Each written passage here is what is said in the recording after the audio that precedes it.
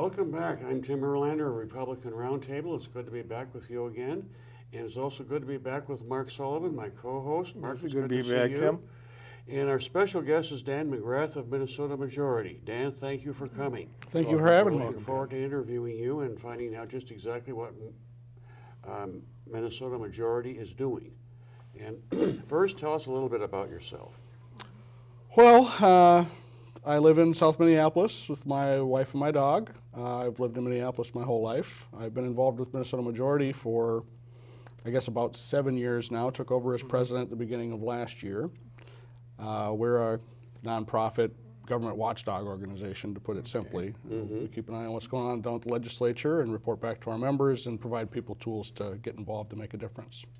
Just how many, what's the major thing you're doing right now with Minnesota Majority?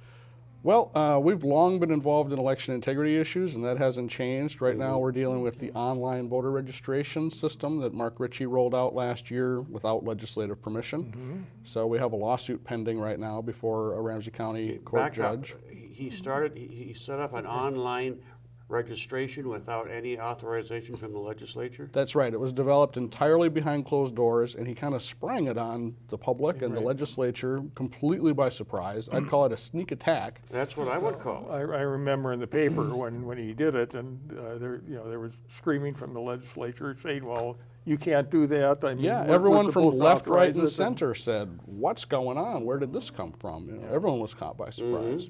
So we sued to stop that overreach of his authority. And did you get at least a temporary injunction? No, the case is still pending. We expect to have a ruling on it next month. So there was a little delay because there was some new evidence that came to light that proved that the state was misusing public funds to develop that system. And the state objected to the introduction of that evidence into the hearing proceedings, so there has to be a hearing on whether the evidence can come in or not, and it delayed the results of the ruling a little bit. A hearing on the issue for the hearing for the. What is the problem that you see with online registration? Well, if it's not done right, it's a giant hole in the integrity of the election system that invites voter fraud. Now, we saw just recently in Florida, a citizens group detected a big problem with their online absentee ballot request system.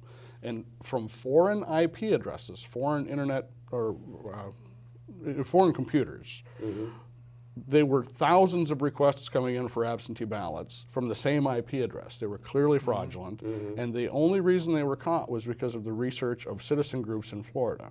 So the state system was completely oblivious that thousands of fraudulent absentee ballots were about to be sent out to people that didn't deserve them, that they didn't belong to.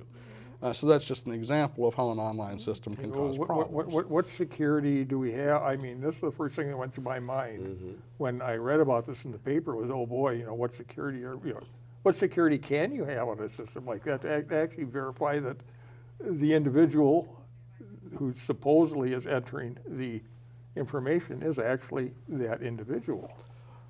Right. Well, with any online system, security is going to be a very big concern. It's been in the news a lot lately, the Target data breach. In fact, my bank is issuing me a new debit card because my account information was stolen in the Target data breach. So was my wife's. There were thousands of other people's. But it doesn't take a real technology wizard to just get on and just enter the wrong information into a database. Well, that's true. Secretary of State's So office. you have to use some really robust security if you're going to have a system like this.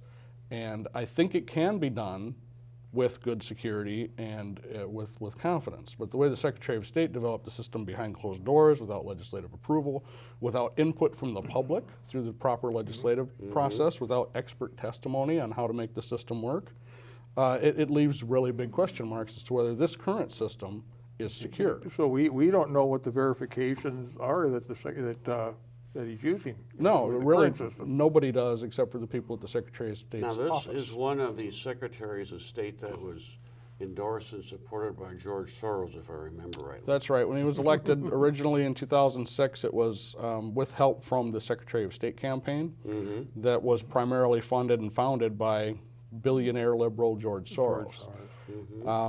This Secretary of State has got a long track record of abusing the power of his office. This is just the latest example. One of the first things that happened when he got into office is that he was accused of and found to have used state resources to transfer to his political fundraising campaign. So he was collecting information that was for state purposes and handing it over to his campaign right off the bat as soon as he got into office. Which is 2012, he tried to unilaterally change the titles of the voter ID and marriage amendment that the legislature had already provided a title for. Right. We had to sue to stop him. We won. We're suing now to stop online voter registration. We've sued him before on some other issues where he's not doing his job the way that he's supposed to, and it affects the integrity of our it's election just system. literally just going off on his own, assuming the authority. And It's really pretty remarkable, and he points to a law that was passed in 2000, it's Electronic Voter Signature Act, and he says that this gives him authorization to do online voter registration, but it clearly doesn't. Twice the legislative process has already rejected online voter registration in the last decade. So the legislature considered it and said no. Or in one case, the legislature passed a bill to authorize online voter registration, and Governor Pawlenty at the time vetoed it. So the process squashed it. And the Secretary of State says, I don't need the process, I'm just going to do it by myself. This This sounds a is- little this bit other law like just kind of Obama and his implies it. operation at the federal level. Just trying to use executive authority, misuse well, executive kind of misuse is the word. implied authority actually from whatever law is in. Yeah, so just today I was at the Capitol, and I had a meeting with the chairman of the House Elections Committee, Steve Simon. He's a Democrat, and the House Minority Lead, Tim Sanders, Representative Tim Sanders, Republican, along with some researchers and stuff. And I presented 7 key points, 7 ways that we could actually make online voter registration work. Okay. And one of the most important things is that we verify identification numbers of every single online registrant. So the state is collecting right now identification numbers from online registrants, but they're not required, because there is no law that governs online registration. They're not required to do anything with it really, except just plug it into the system. You and know, you've when you got say identification numbers, state issued, Minnesota state issued identification numbers, Okay, either a ID. driver's license number or the state ID card if you're not a driver. okay, the not green social one. security number. Well, Social Security number is another alternative for people that don't have either of those 2 things. I was just say because the state ID, in a sense, was the big issue. I think part of why voter ID went down. Well, that's a whole nother Whole nother story. Yeah, but that was one of the issues that they brought up was people would have to go get a special ID in order to be able to vote, and that hampered some people's ability to vote. Well, that's why I'm just kind of asking, okay, you're saying an ID number. Well, where do they get this ID number? So, Most people have got them already. Now keep in mind, this is a new system. right. And it does not replace the old system. So it will create an option for people to register to vote online if they choose to, but you can still use the old paper form and bring it down to the county Right. auditor or mail it in. Right. So in those cases, your registration is handled a little differently. With the online registration, as the bill is coming together right now, there will be more security required and more scrutiny. So the bill right now requires that the state collect ID numbers, and this is a bill to authorize what the Secretary of State has already done illegally. It will essentially legitimize it to make it legal. So we don't believe that we can or necessarily should stop it, but that we should make it as secure as possible. So what we're asking the legislature to do with this is require the state to verify that the ID number provided matches the name and address of the person that's submitting the registration, so they can check against the Department of Public Safety data or the Social Security Administration data and say, okay, Dan McGrath put in this registration and he provided this ID number, and we verified that that ID number does belong to him. So then the only way someone can register falsely is to have a name and identification number of someone that they're trying to register falsely. If you just make up bogus names, it won't work because the ID number you provide won't match anything in the system. And that's just one of many steps that I recommended to secure the system. Another one is logging IP addresses so that we know if multiple submissions are coming from the same computer, which was what happened in Florida, and it was foreign computers that were trying to request absentee ballots here in the United States in the Florida election, 2,000 of them. And it was caught, luckily, only because the frequency of the requests, it was coming in so fast that somebody noticed.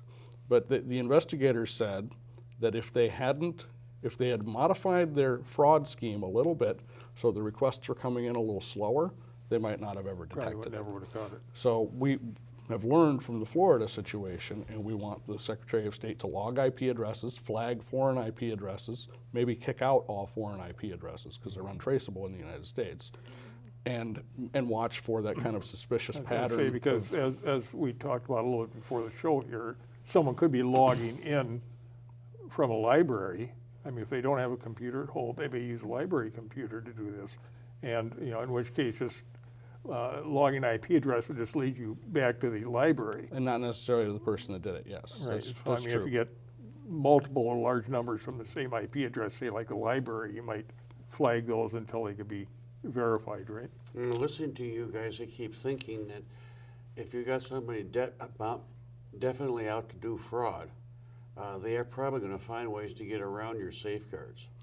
Well, And you'll have constant race with these people to try to keep the system honest. that's just my true with feeling. any system. Our current paper-based system is very easy to commit fraud with. Fraudulent registrations are just as simple as filling out a form and sending it in. The problem with the computerized version is that you can write a program that will keep submitting registrations over and over and over again really fast. So if you've got some data hacker that's got a hold of a list of social security numbers or driver's license numbers, which, as we know from the Target data breach, this is not an impossibility. They could set up a program to just fraudulently register a whole bunch of people using real ID numbers that would check out. That's why the system needs to be able to detect if all this is coming from the same IP address or what's the frequency of the submissions. Now, this sounds a little bit, if I remember right, we have a Secretary of State who has had some connections in the past with a organization called Acorn, who have been, I don't even think they're in existence anymore, but They've changed their name. They were found in a number of states guilty of submitting numerous fraudulent voter registrations. registrations. I mean, these are the hard copy ones, of Right. course, but Right. So obviously fraud is possible no matter what your system is. So the objective is always just to make your system as robust as possible, as secure as possible. And you always have to acknowledge that nothing is totally foolproof, but Minnesota's election system has so many holes in it that still need to be plugged up to make it something that we can have confidence in and make it easier for the good guys to detect when fraud is happening so that we can stop it and we can prosecute it. So that's the ultimate objective. I still had some way, I wish that we could really verify that that person going and picking up a ballot at the polling place is the actual person whose name is being signed off. But The gold standard would be you vote in person and you show photo ID issued by the state that'd be the government. gold standard, but We don't have that yet. We lost it. We tried, it didn't fly, and We tried it in 2008, we tried it in 2010, we tried it in 2012. We didn't get it through any of those years, but we're not giving up. We're going to keep pushing forward. Someday Well, out there, maybe States we'll are get it. states are falling like dominoes. More and more states are starting to adopt a photo ID requirement to vote, and I think we'll still get there.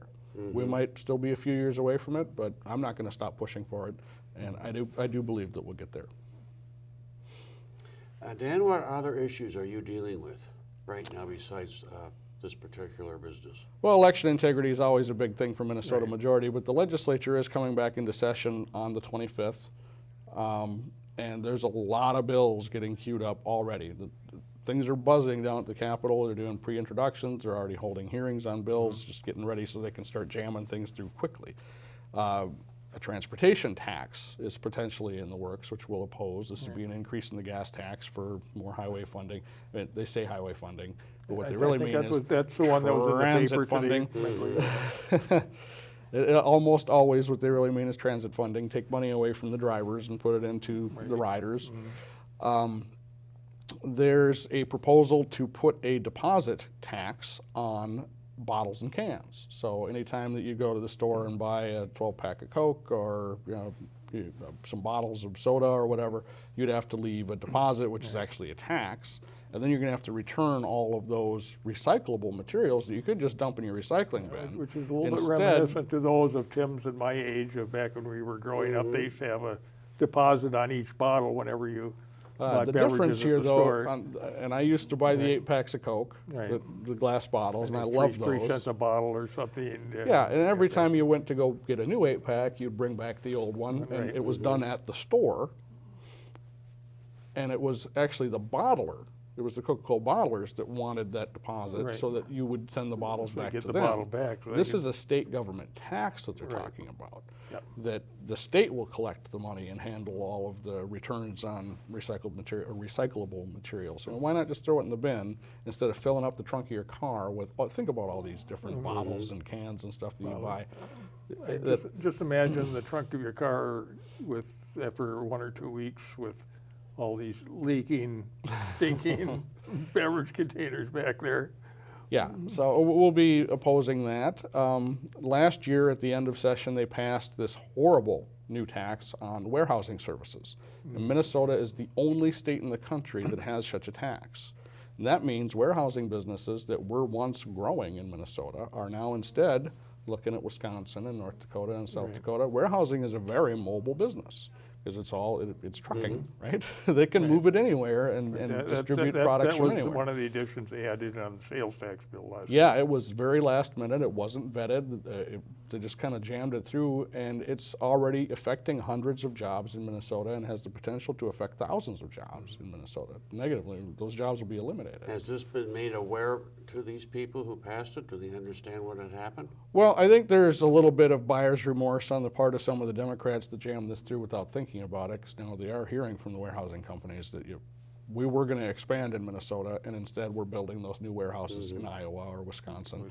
And one of the major warehousing firms here has said they're going to move all of their operations out of the state if this isn't repealed. So that's something we're going to be working on also this session, is get that warehousing tax repealed before it does any more harm. And it's a hidden tax on everything that's bought and sold in Minnesota. Yeah. Everything. And it hurts anytime you have a lower and tax- middle class people more than anyone else. Anytime you have a tax, I mean, it winds up getting passed on to the consumer. Absolutely. I don't care what someone thinks. It's, the people that are getting taxed, they're going to say, okay, our cost is that much more to produce this product. We're going to pass it on and charge the consumer that much more, so we can still get our profit to, so. Yeah, absolutely. You remember when Governor Dayton was first running for office, didn't he say that he wanted the rich to pay their fair share? He wanted to tax the rich more? Well, ultimately, all of the taxes that were passed in the last session impacted the poorest decile more than anyone else in the state, and hit the middle class more than the upper class. So when politicians talk about we have to tax the rich, watch out, because what they really mean is tax everybody, and in this case, they hurt the poor and middle class more with these regressive taxes. That's reminiscent of years ago when the federal government passed a tax on luxury boats. And then the workers. All the Lost their rich job. people started buying their yachts and everything else overseas, and literally we lost jobs, we lost businesses. It was rather a real fiasco for a while, Yeah, until they threw it back out again. So. I remember hearing about that. It was devastating. It was East Coast. Yeah, it was like a yachting 10% tax industry. or something. It was meant to really, hit the big guy. We're gonna get the big guy, and all they did is just kind of, well, I'm not gonna pay your tax. I'll just go over where they don't have the tax and buy my boats, and you take your businesses and do whatever with them. And they did. They sure did. Yes, ill-considered taxes can have devastating consequences. We're seeing that with the warehousing tax and these other business-to-business taxes. So we're going to be pushing for repeal. We're expecting to have a surplus in the coming biennium. So we should not have to have all of these onerous new taxes at this point. And cutting them back could help Minnesota's economy grow, and it could stabilize our job creation. In the past, the second session of a legislature has always been for a bonding bill. Is that still true? Oh, I'm pretty sure they're going to jam through another bonding bill. But they don't care anymore what year it is. I mean, it used to be there's a bonding year and an off-bonding year. It's like our primary duty is do bonding, but as long as we're here. They're bonding pretty We'll run much through everything every else. year these days. They've just kind of given up Well, on that's true, on too, that yeah. tradition. They're borrowing money every year for the past 4 years at least, probably longer. But just how big will this bonding bill be, if you know? Well, What's the rough estimate? they're talking about a smaller one because they passed one last year, but I've heard that before. Yeah. And I've seen the opposite results. Generally, when we pass a bonding bill, it's $1 billion. As you say, I think Dayton, his proposal was around $1 billion, if I remember right, wasn't it? No, not for this year, because as I said, they already passed a pretty significant bonding bill in the previous session. But yeah, almost every year that they pass a bonding bill, it's $1 billion right in that area. I think that's about right. And that's our general fund budget is $30 billion. So put that in perspective. That's borrowing a pretty big chunk of money when you look at the overall budget situation. And we got to pay the interest on those bonds, so That's right. that's a regular expenditure. Yeah, the amount of money the state is in debt right now is just mind blowing. Nothing compared to the federal government, of course, and hopefully Right. we'll never quite get to that point. Yeah, I hope we don't. 17 trillion is a lot of money. But the law says we have to balance our budget. Right, we don't get to The federal print money. government doesn't Yeah, have right. that, There's no Dayton bucks that restriction. so far, anyway. Well, yeah, keep our fingers crossed. Hope it won't happen.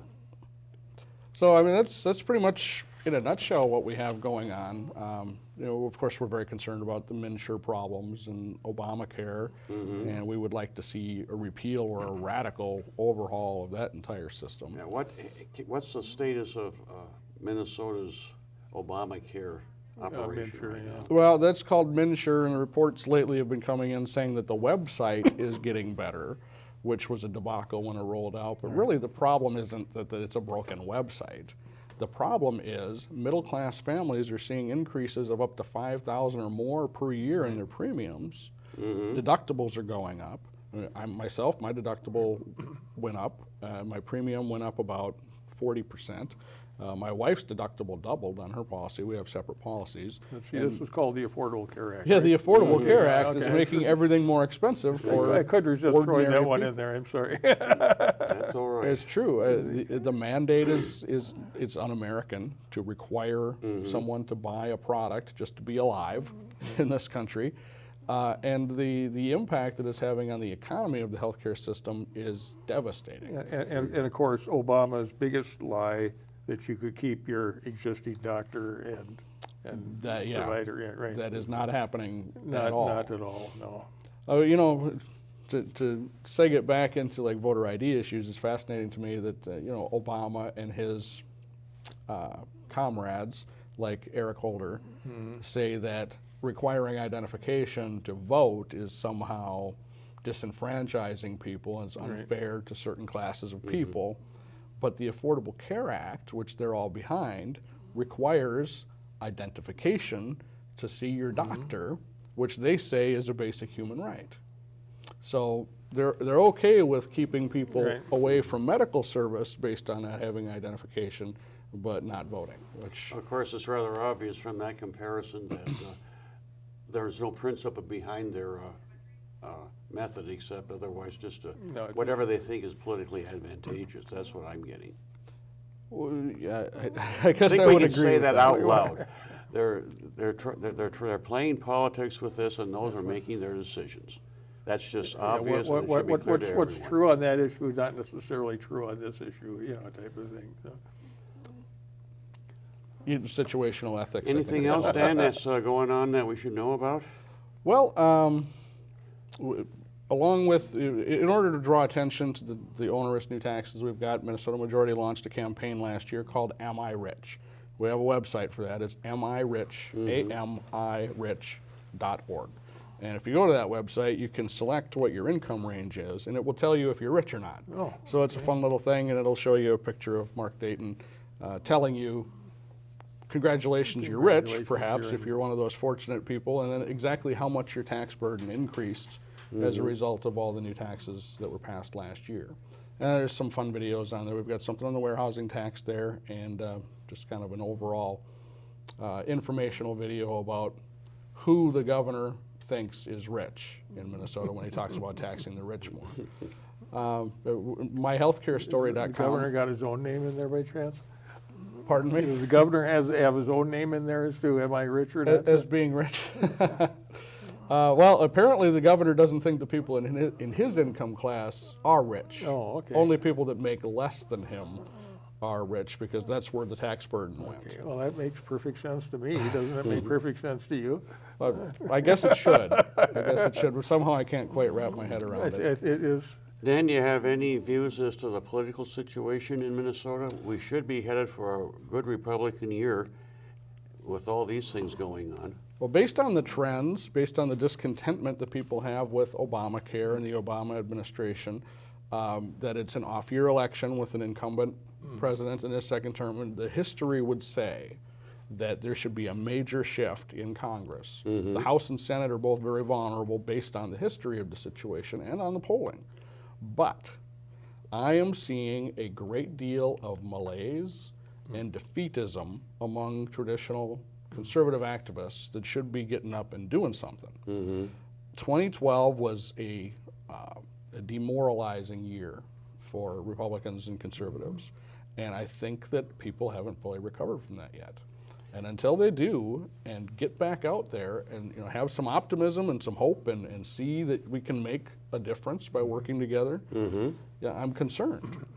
Unless we see people start giving money and getting involved in the causes and volunteering for candidates and different nonprofit What I organizations, think nothing's going to the happen. problem here is if you have too much intra-party infighting among the various Republican factions, and you have too much application of the term rhino to somebody that you disagree with, just period.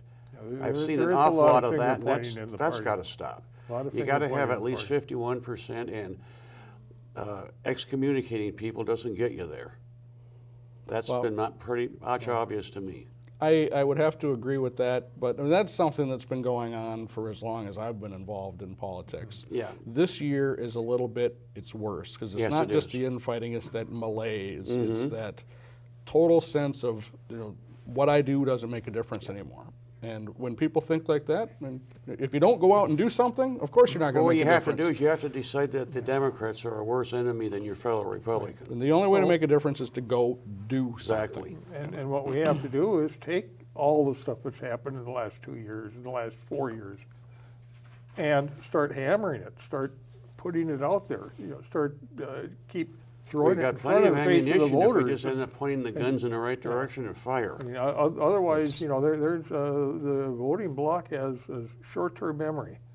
They sure And do. boy, I mean, they just all these faux pas the Democrats are committing will just be forgotten when they go to the voting booth. It'll just be click, click, click again.